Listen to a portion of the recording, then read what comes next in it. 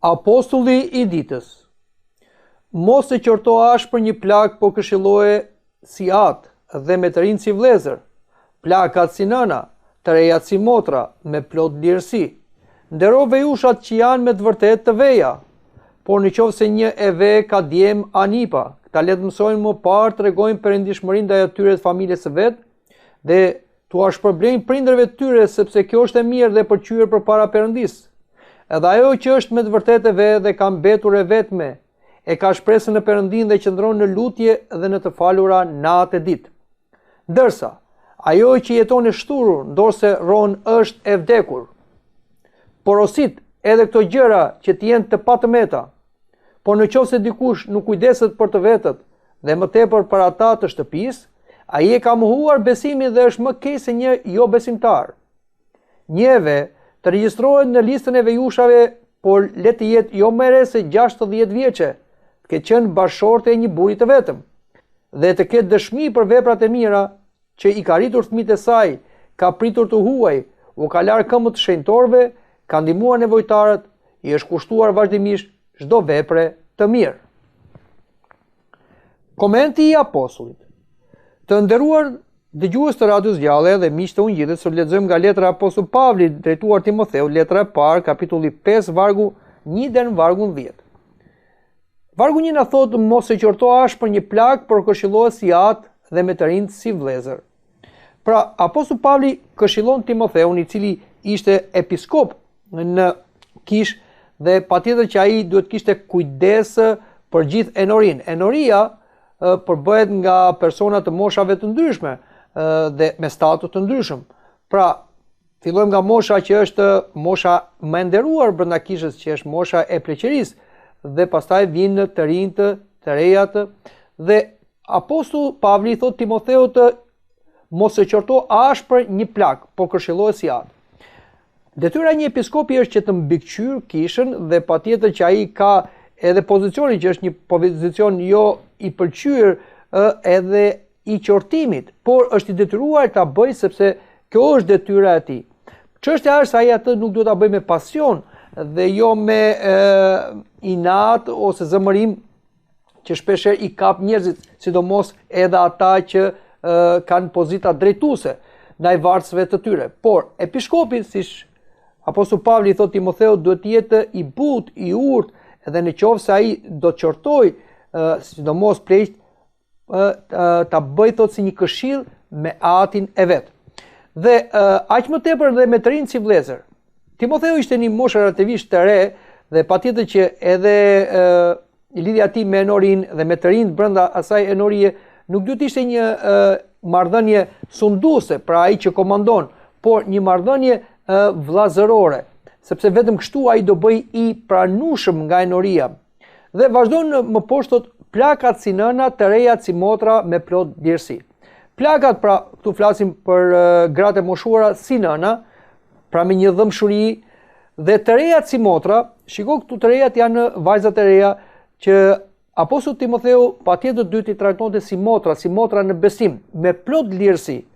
Jo më kot thot me plot lirësi, sepse ai duhet t'i shmangë çdo keq kuptimi ose afrimiteti të gabuar me vajzat e reja, sepse patjetër apostulli Timotheu ishte një djalë, ishte një ri dhe tundimet ishin brenda tij, por edhe në sy të tjerëve. Ai gjithmonë duhet kishte një marrëdhënie të kujdesshme ndaj vajzave të reja, pra me plot lirësi, që edhe ai mos u ndoj, por edhe të tjerë mos u ndoheshin, por dhe mos të përfolej shërbesa e tij.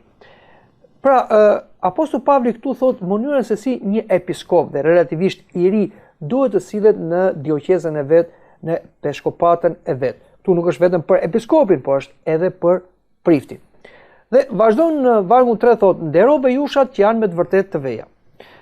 Vejushat ishin gratë të cilat kishin mbetur të tilla se burrat ju kishin vdekur, dhe patjetër që kisha kishte një përkujdeset veçantë për to vejusha, se ato nuk kishin më mundësi të punonin. Në atë kohë gratën nuk kishin mundësi pune siç kanë dhe sot, dhe as pension. Pra burri ishte ai që përkujdesej gjatë gjithë jetën për to. Dhe në qoftë se njëra është vejush, kisha kishte një detyrim moral në dashurinë ndaj të afërmit, të përkujdesej për këto gra, këto zonja të cilat nuk kishin mundësi më të punonin.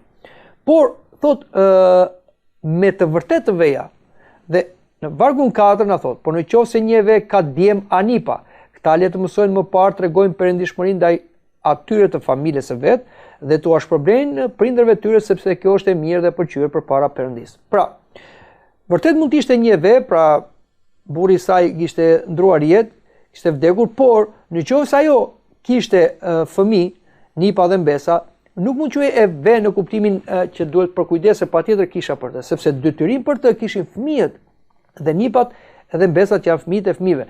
Pra ata duhet përkujdesin për këto të veja, sepse kjo është një lloj detyrimi, një shlyerje borxhi. Pra, prindrit janë përkujdesur për neve kur ne kemi qenë fëmijë, kur jemi qenë të ri, derisa kemi dalë në jetë, kemi krijuar familjet tona. Por është detyrimi ynë që ne të kujdesemi për prindit kur ata do moshohen dhe nuk kanë më mundësi të kujdesen për veten e tyre. Kjo është një detyrim.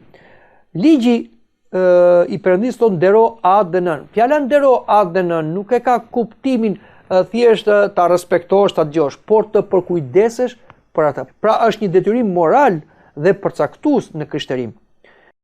Vargu 5 thot, dhe ajo që është më të vërtet e ve dhe ka mbetur e vetme, e ka shpresën në Perëndi dhe qëndron në lutje dhe në të falurat natë e ditë. Pra, apostulli është duke na thënë tani se ajo që është me të vërtet e ve, pra që nuk ka asnjëri më të kujdeset për atë, ajo tashmë nuk mund punoj dot më, por çfarë bën? Bën një punë shpirtërore. Ajo qëndron në lutje në të falurat natë e ditë. Kjo pra ishte detyra që mund të bëjë një grua e ve, dhe në një farë mënyrë kjo është detyra që mund të bëjnë edhe gjyshrit, prindrit e moshuar. Pra, nuk do të merren me llafe të kota dhe të harxojnë kohën duke parë atë si një angeri, por mosha e tretë, më themi, mosha e pleqërisë, është një moshë e bekuar, e ka lejuar vetë Zoti që njeriu filloj të përgatitet për të takuar me Zotin. Sepse mosha e fëmijës kalon me të gjitha ato argëtimet dhe po ashtu edhe rinisë, pastaj kemi atë moshën e mesme ku njeriu është i angazhuar për familjen, për fëmijët e vet, pra për t'i rritur ata, për t'i mësuar, për t'i martuar ata, dhe pastaj vjen mosha e tretë ku njeriu fillon mendon për veten. Fjala mendon për veten nuk do thotë në mënyrë egoiste, por fjala do të thotë që ai duhet të mendoj tashmë se do paraqitet përpara Zotit. Dhe Zoti ka lënë këtë moshë të pleqërisë relativisht, pra vitet nuk janë të përcaktuara, ku secili të reflektojë, të mendojë, të bashkohet me Zotin dhe t'i përkushtohet lutjes. Lutja është një punë që mund bëhet shumë mirë nga kjo moshë e tretë, sepse ata kanë më shumë kohë për të marrë me lutjen, sepse aktiviteti i tyre fizik është më i reduktuar. Dhe vazhdojmë në vargun 6 ku na thotë, ndërsa ajo që jeton e shturur, ndoseron është e vdekur. Për çfarë ka fjalën apostull Pavli? E ka fjalën këtu për ato të veja ose të vetë, të cilët nuk qëndrojnë në moral, por për shkak të mungesës së burrit ose gruas, atëherë demoni kurvëris i nxit pasione dhe arrin deri aty që pavarësisht se mund të jenë në një moshë të madhe, që martesa nuk është më e nevojshme nga ana fiziologjike ose për të krijuar një familje, por i dorëzohen demonit të kurvërisë dhe të pasioneve mishore dhe kryejnë pra mëkate edhe në atë moshë. Kjo është diçka që ndodh dhe prandaj duhet kemi kujdes sepse tundimi asnjëherë nuk mbaron dhe duhet pasur kujdes që pasionet mos na zhvillohen. Prandaj edhe mosha e tretë, pavarësisht se ka kaluar shumë nga vrullet e rinis ose vrullet e dëshirave mishore, përsëri këto pasione mbeten dhe në qoftë se do të lejohen ato që të ushqejnë, ato do zhvillohen. Edhe në Shën Pais Agjoritit na tregohet një histori se si një burg ishte mbetur i ve, ishin miq me njëri tjetrin, por ai në atë vetmin dhe në atë, si them, gjendjen dëshpëruese, kishte filluar të shikonte televizor dhe aq më keq duke parë gjëra të pamoralshme dhe ishte futur dëshira për martesë, pavarësisht se ishte në një moshë të madhe.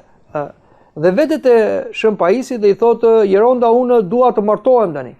Atë Paisi u çudit dhe i tha, mor mik, tha, po ti je me i këm në varr, tha, si do të martohesh? Jo, tha, unë dua të martohem dhe pik, tha. I folja, tha, gati 2 orë, tha, ai nuk dyshoi mendim. Dhe Shën Paisi thotë, televizori, thotë, të ndodhe një shenjtor. Pra, duhet të kenë kujdes dhe moshat e treta kur janë dhe në shtëpi, në ambient të mbyllur, çfarë shikojnë, çfarë dëgjojnë, çfarë lexojnë.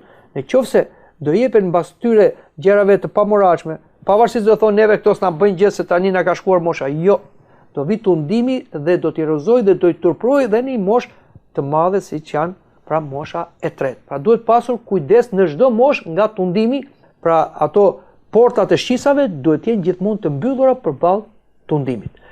Në vargun 7 na thuhet, porositë këto gjëra që të jenë të patmet. Pra të gjitha këto porosi Apostulli Pavli ja dha Timotheut dhe Timotheu duhet këto porosi t'ia jepte Enoris që si shtan shfillim ajo përbëhej nga besimtar të moshave ndryshme, pra të ri, të reja dhe të moshuar. Dhe në vargun 8 thot, por nëse dikush nuk kujdeset për të vetët dhe më tepër për ata të shtëpisë, ai e ka mohuar besimin dhe është më keq se një jo besimtar. Pra, Apostulli Pavli tashmë është duke i u kthyer përsëri asaj dashurisë konkrete në përkujdesje ndaj të afërmit, pra të prindërve ndaj fëmijëve ose të nipave mbesave dhe ndaj gjysheve ose gjysheve. Dhe kjo dashuri fillon në familje. Familja është, mund të themi, laboratori ku ne mësojmë të duam që kur jemi fëmijë dhe gjatë gjithë periudhës derisa krijojmë familjen tonë. Prandaj dhe Zoti ka krijuar një familje që në familje njeriu mëson dashurinë. Dashuria në familje është dhe një dashuri instinktive, sepse vjen nga lidhjet e gjakut, nga marrëdhëniet e afërta, por ajo duhet kaloj dashurinë instinktive, duhet të jetë një dashuri e vërtetë. Dhe dashuria e vërtetë do thotë të duash tjetrin, pra prindit, fëmijët, prindit dhe anasitët, jo thjesht me një lidhje gjaku ose me interesa, por me dashuri të vërtetë që kjo buron nga vetë Zoti, nga hiri i Shpirtit të Shenjtë, i cili erdhi dhe e mësoi dhe veproi këtë dashuri. Ashtu si tha edhe apostujve, të doni njëri tjetrin ashtu si unë ju desha ju. Dhe kur thot doni njëri tjetrin, nuk thot për njerëz që i njohin, por duke filluar që nga marrëdhënia familjare, pra prindit të duan fëmijët në këtë mënyrë, fëmijët të duan prindrit, të duan njëri tjetrin dhe pastaj kjo kalon nga shtëpia, kalon në enorin, pra në marrëdhëniet brenda kishës dhe pastaj jashtë kishës të njerëzit që kanë nevojë, madje kjo kalon dhe deri tek armiku. Në qoftë se një person thotë që jam i krishterë, por nuk ka përkujdesje për të afërmit të familjes, ai e ka mohuar besimin, sepse gjithë besimi i krishterë është dashuri. Dashuri për Zotin, dashuri për të afërmin. Dhe ai është një hipokrit dhe patjetër është më i keq se një jo besimtar, thot Apostulli Pavli, që do të thotë se edhe jo besimtar dhe paganët që nuk e kanë moralin e krishterë, nuk e kanë hirin që kanë krishterët, prap nuk i bëjnë këto gjëra. Po kur këto i bën një i jashtëquajtur i krishterë, për shembull, braktis fëmijët e vet ose braktis prindërit e vet, patjetër që ai nuk është i krishterë. Dhe në vargu 9 na thuhet, një ve të regjistrohet në listën e vejushave, po të jetë jo më e re se 60 vjeçe, të ketë qenë bashkëshorte një burri të vetëm. Pra, Apostulli Pavli përsëri merret me listimin e grave ose burrave të vetë, të cilët kanë nevojë për përkujdesit, që si thash nuk mund të bëjnë një punë fizike, por ai vë një moshë 60 vjeçe, pra e vendos në kohën e atërshme, ashtu siç kemi edhe moshën e pensionit sot, por thotë që të ketë qenë bashkëshorte një burri të vetëm, çdo thotë. Pra, gruaja e vet duhet të ketë qenë një grua me moral, nuk duhet të jenë një grua të cilat s'ka pasur moral dhe ka ndruar burrat sa herë ka dashur qefi, por një grua e ndershme që i ka qëndruar besnik burrit të vet. Atëre kjo është vërtet një grua e vet që duhet nderuar nga besimtarët dhe nga vetë institucioni i kishës, pra që ajo ka nevojë për një ndihmë ekonomike. Vargu 10 thotë, dhe të ketë dëshmi për vepra të mira që i ka rritur fëmijët e saj, ka pritur të huajt, u ka larë këmbët shenjtorëve, ka ndihmuar nevojtarët, i kushtuar vazhdimisht çdo vepër të mirë. Pra, Apostulli Pavli thotë që një grua e vet që duhet të listohet për ndihmë ekonomike, jo thjesht duhet të ishte e moralshme, por duhet të ketë dëshmi të mirë. Dëshmia e mirë vjen nga veprat e mira. Dhe kush është një vepër e mirë e një grua të mirë që ka rritur fëmijët e saj? Pra, jo thjesht ka lindur fëmijë, po i ka rritur fëmijët e saj me besim, me moral. Dhe patjetër sistemi fëmia është pasqyra e prindit dhe gratë ka një detyrë të veçantë, ja ka lënë Zoti, ndryshe dhe nga burrat që ato duke lindur fëmijët dhe duke i rritur fëmijët dhe i edukojnë fëmijët, Pra ashtu siç është nëna, ashtu do jetë edhe fëmia, sidomos nga ana e besimit dhe nga ana e moralit, sepse ka një lidhje shumë të ngushtë, sidomos fëmijët me nënën. Prandaj kjo është një nga detyrat që çdo nën duhet ta përmbushi, të lindi dhe të rriti fëmijë me frym Perëndije ose me frikë Perëndije. Ka pritur tuaj, pra mikpritja, një tjetër tregues. Në atë kohë njerëzit nuk i kishin këto kushte që kanë sot, pra nuk ishte hoteleri, nuk ishte restorante, njerëzit udhtonin në këmbë, ishin të lodhur dhe duke pritur një njeri patjetër që i bëj një nder shumë të madh. Dhe Apostulli Pavli thotë duke pritur tuaj, ju keni pritur ëngjët, dhe këtu e ka fjalën dhe për Abrahamin, i cili priti 3 ëngjëj, duke menduar se ishin njerëz, ai u lau këmbët, siç thotë u ka larë këmbët shenjtorëve, pra ishte një zakon në atë kohë, këtë bënin edhe skllevët për zotrit, por edhe një krishter e shikon në shërbimin ndaj tuaj si shërbim ndaj vetë Krishtit. Prandaj edhe një grua e mirë do të ishte patjetër mikpritse dhe e përulur dhe vazhdon, ka ndihmuar nevojtarët. Nevojtarët janë njerëz të cilët kanë probleme ekonomike ose çdo lloj përkujdesje dhe ajo nuk ka qenë indiferent ndaj nevojtarëve që nuk ka qenë familje saj, por të rrethit shoqëror, dhe i është kushtuar vazhdimisht do vepra të mira. Pra ajo ka qenë stolicur me vepra të mira. Kjo ishte një grua e e cila vërtet kishte nevojë dhe meritonte përkujdesjen e kishës. Pra këto janë kriteret që Apostulli Pavli vë për një grua të ve e cila si shtam kishte nevojë dhe e meritonte përkujdesjen e kishës. Dëgjuat komentin e letrës Apostullit Pavlit drejtuar Timotheut.